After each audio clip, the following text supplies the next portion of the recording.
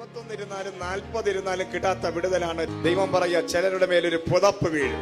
ആ പുതപ്പെന്ന് പറയുന്നത്, നീ ദൈവത്തിന്റെ പക്ഷത്വം, ദൈവത്തിന്റെ മഹത്വത്തിലേക്ക് കയറി വന്നാൽ ഏത് കൊടിയ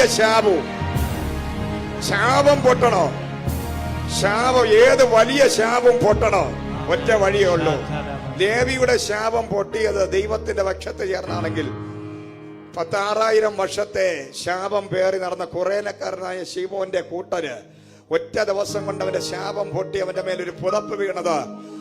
കാൽവരി ക്രൂശിലോട്ട് ആ ക്രൂശും എടുത്ത് നടന്ന യേശു ക്രിസ്തുവിന്റെ ക്രൂശിനെ ഒരു 10-15 മിനിറ്റ് ഒന്ന് താങ്ങിയപ്പോൾ 6,000 വർഷത്തെ ശാപം ഒറ്റ നിമിഷം കൊണ്ട് പൊട്ടി. അവന്റെ 2 തലമുറയും അനുഗ്രഹിക്കപ്പെട്ടെങ്കിൽ, അനുഗ്രഹിക്കപ്പെടാൻ താല്പര്യമുള്ളവർ, നിന്റെ തലമുറ അനുഗ്രഹിക്കപ്പെടണമെന്ന് താല്പര്യമുണ്ടെങ്കിൽ, നിനക്ക് അനുഗ്രഹം പ്രാപിക്കണമെന്ന് താല്പര്യമുണ്ടെങ്കിൽ, ആരാധിക്കുന്നവന്റെ കൂടെ ചേർന്ന്, സത്യത്തിന് വേണ്ടി നിൽക്കുന്നവന്റെ കൂടെ ചേർന്ന്, സുവിശേഷം പറയുന്നവന്റെ കൂടെ ചേർന്ന്, ദൈവസഭയോട് ചേർന്ന്, ദൈവരാജ്യത്തിനോട് ചേർന്ന്, കർത്താവിന്റെ രാജ്യത്തിനകത്ത് നിൽക്കുന്ന വ്യക്തികളോട് ചേർന്ന്